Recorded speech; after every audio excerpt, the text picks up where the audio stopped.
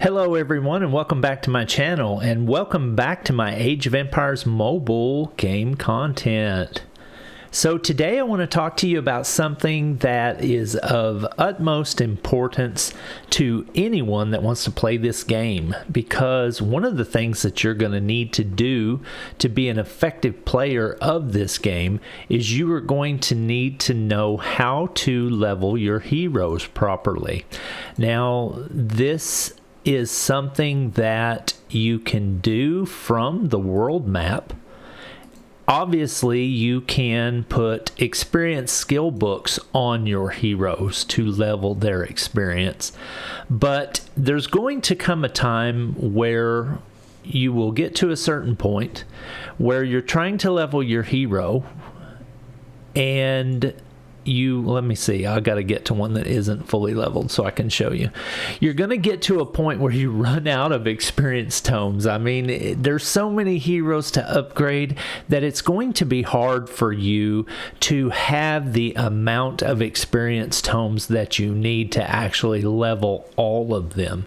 Now, if you're a big whale, you could spend and buy all the experience tomes that were necessary. But if you're a normal player like me, you're going to get to a point to where you run out of experience tomes. Because as you can see, we're about, I don't know, 10 or so days into the release of the game. And I've got a level 80 King David. I've got a level 80 Leonidas, a level 80 Frederick, a level 80 Richard, and then I start to kind of, run out of gas here. I've got some levels put into other teams that I'm building currently, but there's going to come a point when you get to a place where you're just not going to be able to keep up with the leveling and the skill books, because as you go up in levels, the amount required to actually get a level goes up tremendously. So right now you can see at level 55, she needs 304,000 experience per level. When that gets upwards into the 70s, it's going to be millions. So keeping up with skill books and having enough skill books to actually do the job is not really feasible. So then what do? Well, you turn to barbarian farming, and this is going to be the way that you accumulate the most of your player's experience going forward other than skill books. So let me get me a little bit of stamina here so that I can set this up and show you. The best thing for you to do other than rely on your skill book rewards for experience is to farm barbarians in the overland map. What do I mean by the overland map? Well, this is obviously the overland map right here. This is where the action like resource gathering, barbarian farming, and all that kind of stuff goes on.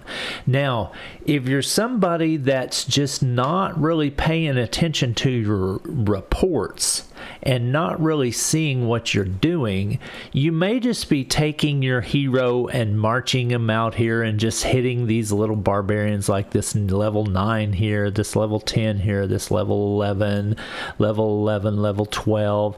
You're just kind of hitting those, and you're completing quests, like kill a certain amount of barbarians, doing your dailies, and you think you're really making some progress, but you're kind of shortchanging yourself, because what you really need to be doing is focusing on farming barbarians effectively. And the best way you do that is by using this right here, that little magnifying glass. Let's look at it again.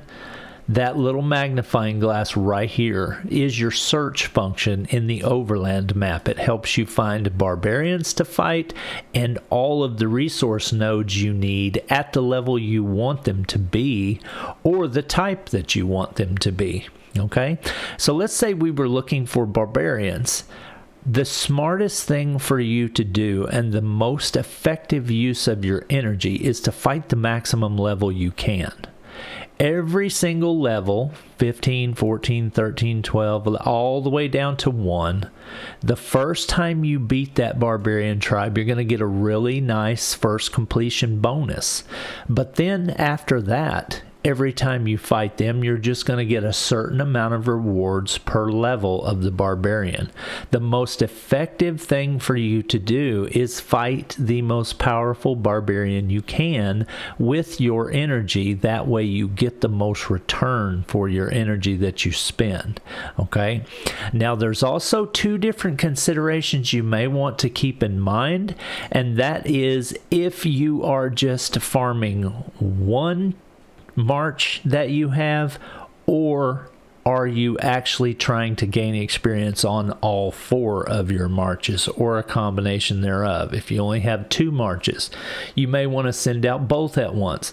The reason is the generals that you use in your march when you fight the barbarians are the ones that get the experience, and I'll show you that in the report here in just a minute. Okay, so what I'm going to do right now is I'm going to show you a single barbarian raid, and I'm going to show you the report when we're done so you can see what you get and why it's important. So I already know that I am going to use my pikemen for this battle.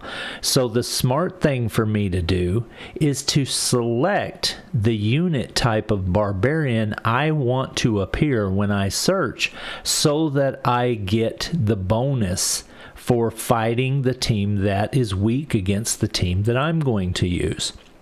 This only really matters when you're doing a single march battle. When you send all 4 of your marches against a tribe of barbarians, you're going to have one that's going to get the bonus out of the 4 usually, because most people have one of each type. So it doesn't really matter so much when you're doing a multiple march, unless you just have like 2 or 3 marches and you want to make sure you get that synergy for the team that they're as weak against. But when you're doing just a single team march like what I'm fixing to do, I'm going to attack with my pikemen. So I want to search for a level 16, which is the maximum I can look for at this time. Those levels go up as time increases. Higher level barbarians are released into the world, and for different zones that you're in, like the inner regions will have higher level barbarians too. That's why it's so crucial to try to get to those inner regions, for one reason, because you're doing the big barbs with the big rewards, and that's a big deal. So right now I'm going to search. It automatically populates one of them in the world for me when I do that, and I can choose to attack for 5 stamina. And then you'll see that because I selected the team that's weak against pikemen, it automatically says that my army, my pikeman army, is the counter to them. So now I'm going to attack, and I'm going to show you the rewards from the reports in my mail. As soon as this is over, it'll pop up, and you'll see something that we can look at and analyze. Now, this is the maximum level of barbarian that I can fight. I am the counter to it because I'm doing a single troop type fight, so I want to select the counter, and boom, we're done. Okay, so now I'm going to recall. Now let's look at the report. We did a level 16 common tribe. We had some gravely wounded troops, some lightly wounded, so we are going to have to replace those. So there is some resource loss there. But what's important is this right here. You see that all 3 heroes that were in the march got experience. And this is also why it's important that you fill your marches up completely, because if you only have 1 or 2 heroes in the march, you're missing out on the experience you could be getting for a 3rd hero. So always try to optimize this and fill them up when you can. But you see that I got a lot of experience really for each one of them for 5 stamina. Then you see you got your rewards, and you're getting rewards to help your alliance, and you're getting rewards to help your own account. Pretty decent rewards. Plus you get some skill books, plus you get some I cannot for the life of me remember what this is called, but it's what you level up your skills with. And then you get some blueprints to help you level up your guard tower. So that's really good as well. A lot of people are like, where do I get those? I can't figure out where to level my guard tower. Well, fight barbarians and you'll get them as rewards. Okay, so that's one of the things you need to really keep in mind as far as being effective with your energy usage, but also making the most of your fights. Now, I'm going to show you one where I do a multiple troop fight, and this is what I think is actually smart. It spawned in the max level for me. I'm going to attack, but I want everybody to get experience, okay? So I'm going to select multi-select. I get the counter, but I also get every other troop type in there, and I'm going to deploy.